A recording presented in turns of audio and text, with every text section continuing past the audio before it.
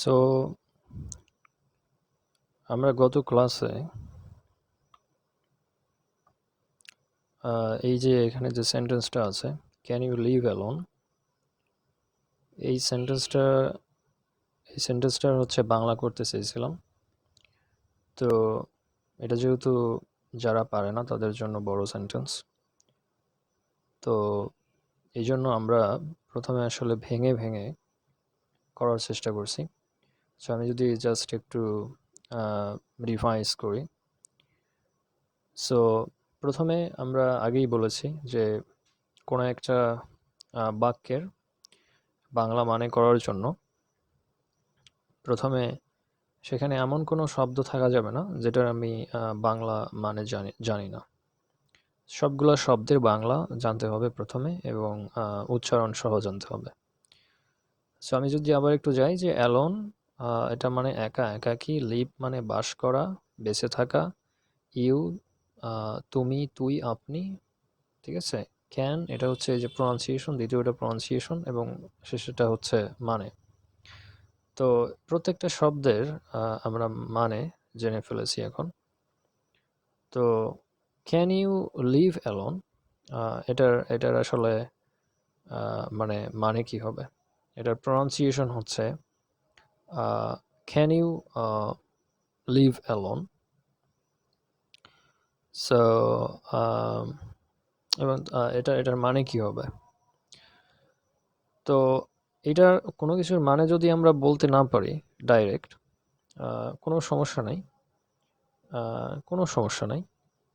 So আমরা যেটা করব সেটা হচ্ছে আমরা ক্যান ইউ লিভ অ্যালোন এই টোটাল পুরো সেন্টেন্সটার বাংলা মানে করতে পারি নাই, তো কি হয়েছে? আমরা যতটুকু পারি ততটুকু করার চেষ্টা করব। আমরা তখন আমাদের যে ওয়েটা হবে সেটা হচ্ছে যে ছোট ছোট করে, যদি আহ, এটাকে যদি আমরা অর্ধেক করে ফেলি, অর্ধেক মানে আমি করতে পারি কিনা, ধরা যাক প্রথম অর্ধেক বা শেষ অর্ধেক, বা একটা করে শব্দ মানে তো আমরা জানি।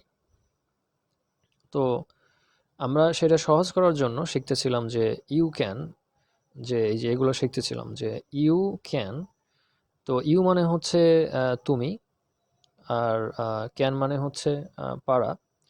তো ইউ ক্যান, এটার মানে দাঁড়াচ্ছে যে তুমি পারো, বা তুই পারিস, বা আপনি পারেন। সো এখানে একটা বিষয় লক্ষণীয় যে ইউ তুমি হবে, তুই হবে, আপনি হবে। তা এখন এরকম হতে পারে যে আচ্ছা তুমি পারো, আচ্ছা আমি যদি এটা একটু নিচে পাঠিয়ে দিই এগুলোকে, ধরো যে আচ্ছা তুমি পারো, এটার মানে তো হচ্ছে ইউ ক্যান। তাহলে আপনি পারেন, এটা যখন আমাদের হবে তখন সেটার মানে কি হবে? তখন সেটার মানে একই জিনিস হবে ইংলিশে, ইউ ক্যান। তুই পারিস, একই একই জিনিস হবে। সো এটা এটা একটু মাথায় রাখতে হবে। যাই হোক,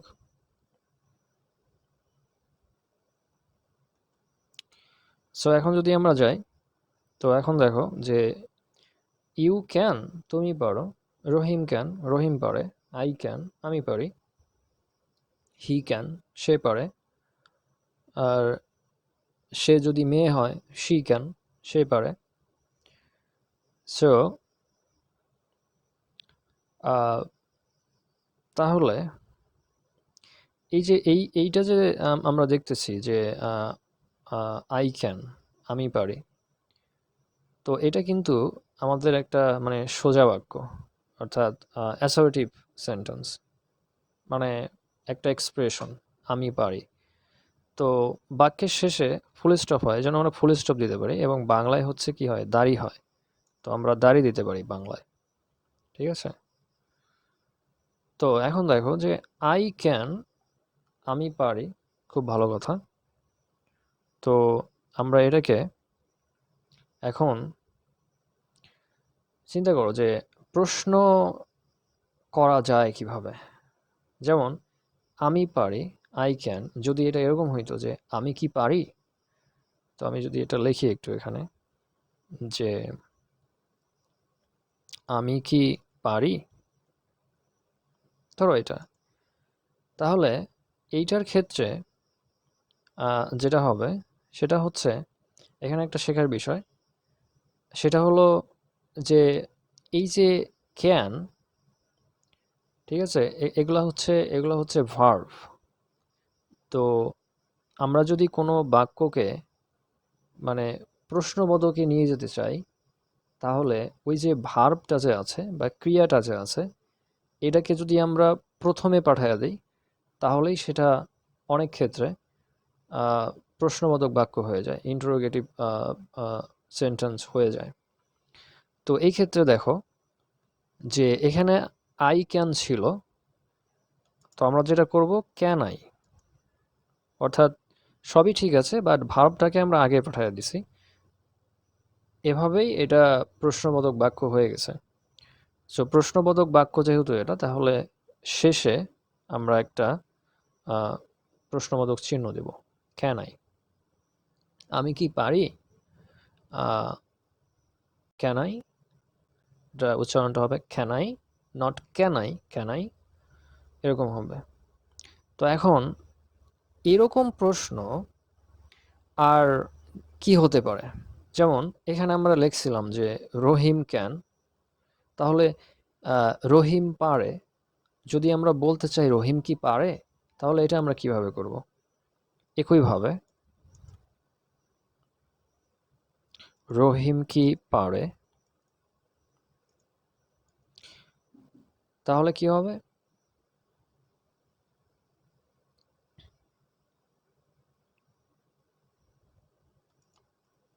ক্যান রহিম।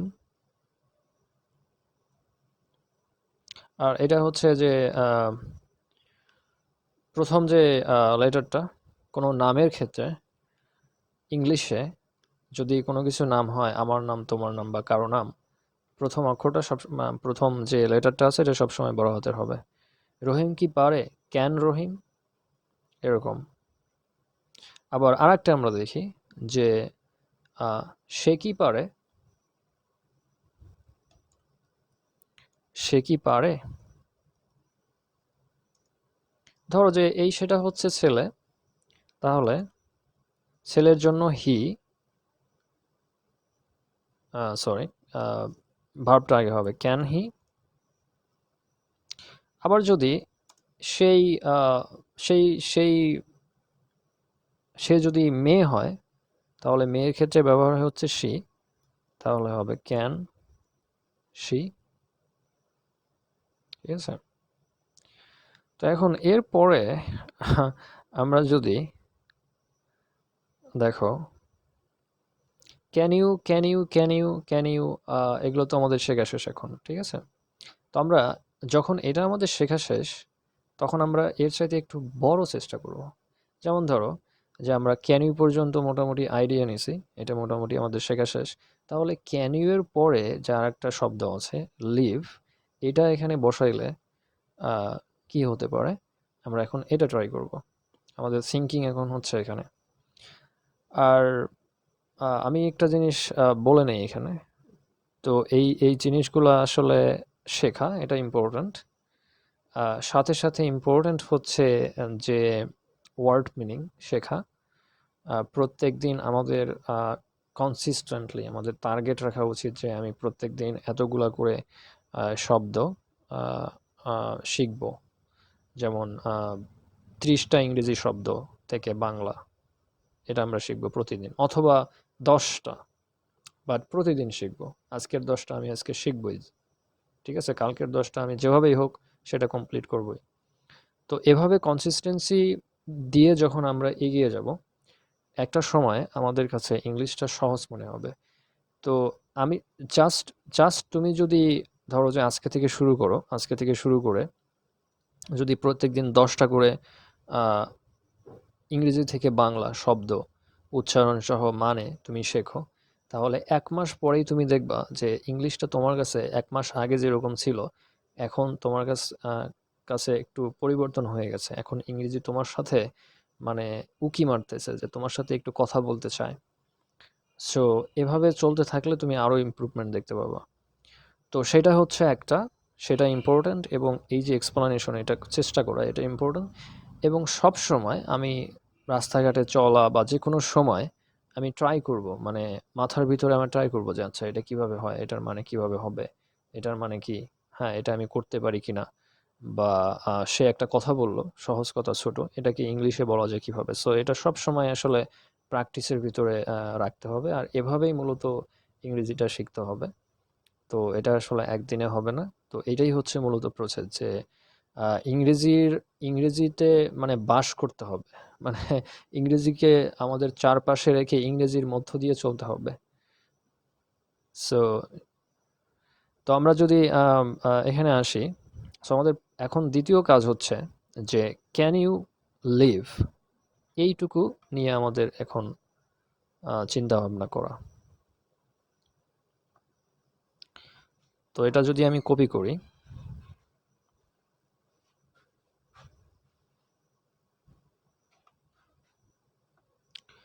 সো আমরা যদি এখানে আসি, এটা যদি পেস্ট করে দেই, দেখো ক্যান ইউ লিভ, এটার এটা এটা হচ্ছে পুরা শব্দটা না, একটা শব্দ আমরা পুরা বাক্যটা না, একটা শব্দ হচ্ছে আমরা বাদ দিছি। তবুও কিন্তু এটা প্রশ্নবোধক হবে, কারণ ভার্বটা আগে আছে। ক্যান ইউ লিভ, এটা যদি এরকম হইতো ইউ ক্যান লিভ, তাহলে সেটা প্রশ্নবোধক হইতো না, যেহেতু ভার্ব আগে আছে এখানে ক্যান ইউ লিভ, তাহলে এটা প্রশ্নবোধক হবে। আর যদি প্রশ্নবোধক হয় তাহলে শেষে একটা প্রশ্নবোধক চিহ্ন দিতে হবে।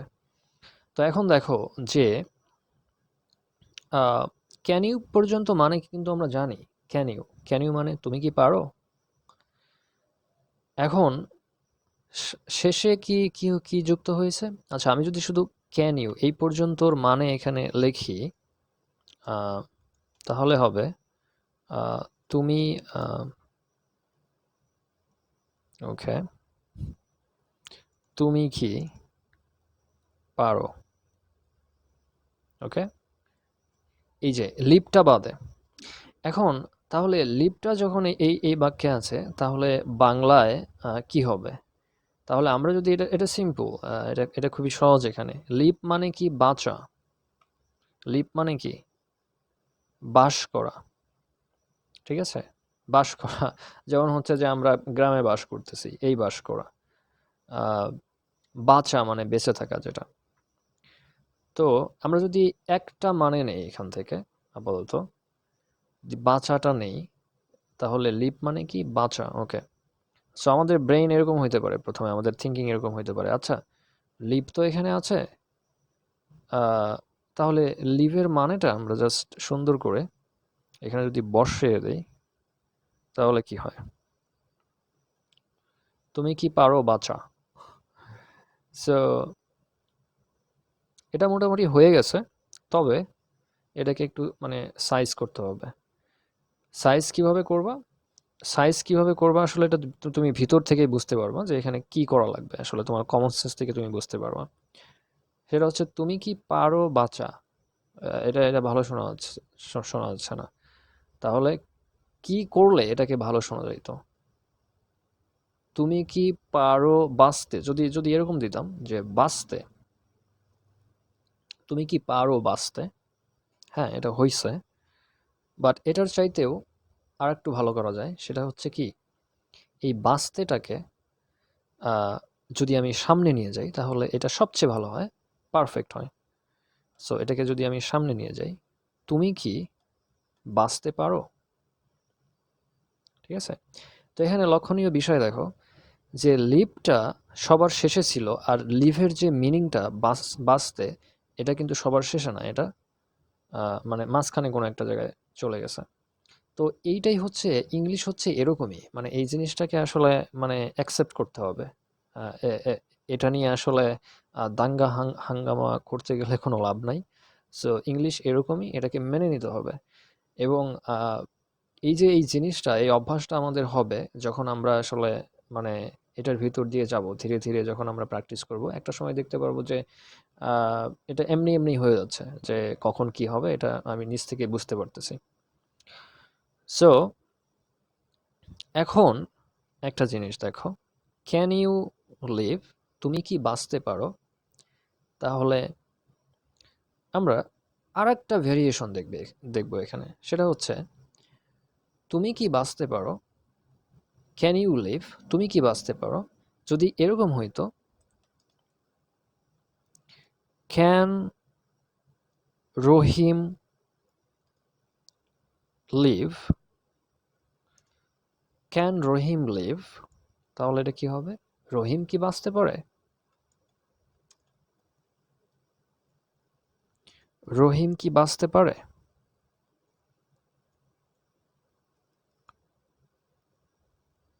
এরকম। এখন যদি হয় সে কি বাঁচতে পারে? Can she live? Can he live? তারা কি বাঁচতে পারে? Can they live? বা কোনো একটা নাম তুমি যদি বসায় দাও এখানে, ফর এক্সাম্পল রাকিব একটা নাম, রাকিব কি বাঁচতে পারে? Can Rakib live? আমি যদি বলি এখানে যে রাকিব কি বাঁচতে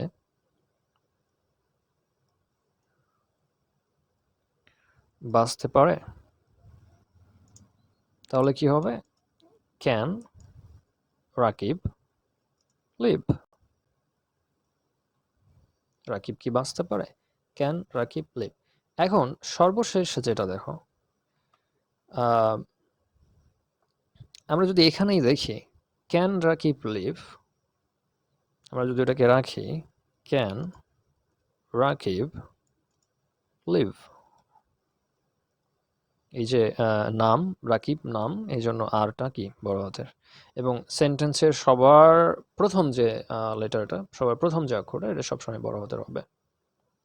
সো ক্যান রাকিব লিভ, এখানে যদি আমরা বসায় দিই একটা জিনিস যে অ্যালন, ঠিক আছে? এই যে এখানে দেখো অ্যালনের মানে কি? একা বা একাকী। তাহলে তুমি দেখো can Rakib live alone? Can Rakib live alone? তাহলে এটা তুমি বুঝতে পারতেছো যে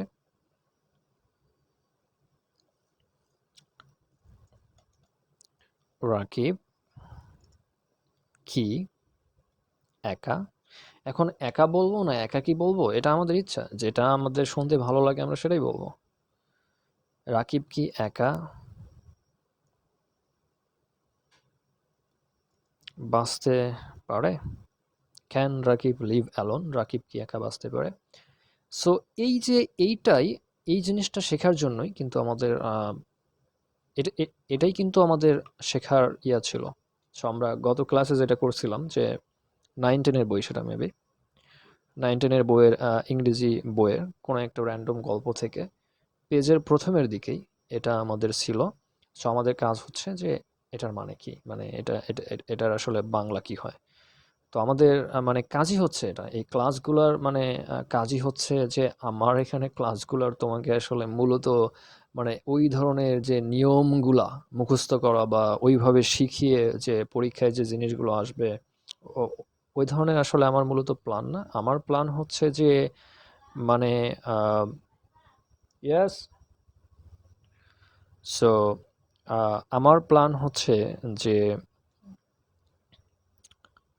আহ, মূলত কিভাবে আমরা ইংরেজিটাকে মানে শিখে এটা দিয়ে আসলে মানে নিজে মানে কমিউনিকেশন করতে পারি, যে মানুষের সাথে কথা বলতে পারি, বা কি কোনো কিছু লেখা আছে কোথায়, সেটা সেটা আমরা বুঝতে পারি, বলতে পারি, শুনে বুঝতে পারি, লিখতে পারি, সব কিছু যেন আমরা ইংলিশে করতে পারি।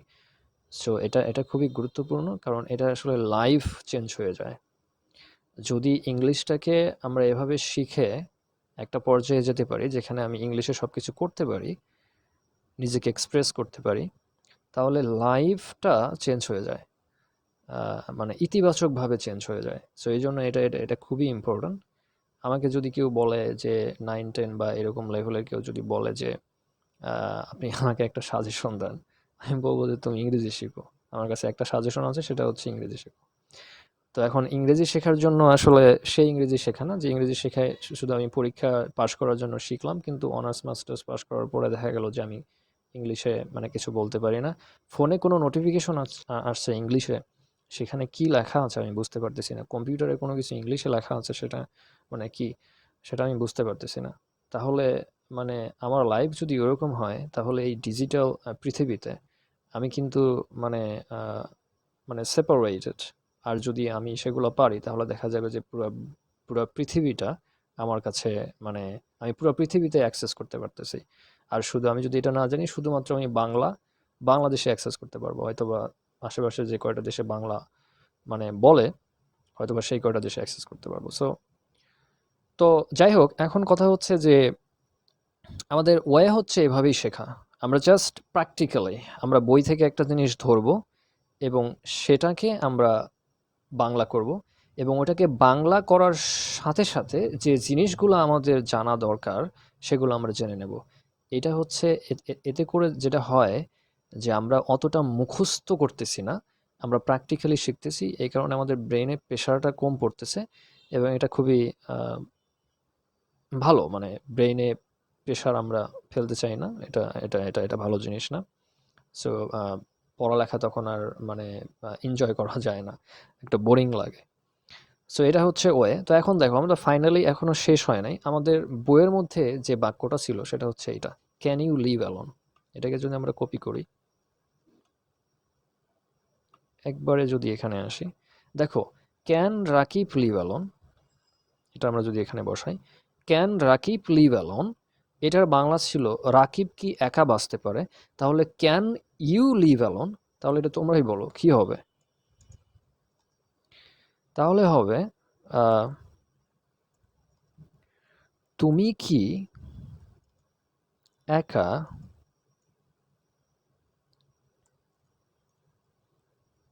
বাঁচতে পারো। তুমি কি একা বাঁচতে পারো, বা তুমি কি একা বাঁচতে পারবে, এটাও আমরা বলতে পারি এভাবে। ক্যান ইউ লিভ অ্যালোন, তুমি কি একা বাঁচতে পারো। ক্যান ইউ লিভ অ্যালোন, তুমি কি একা বাঁচতে পারবে। সো এই তো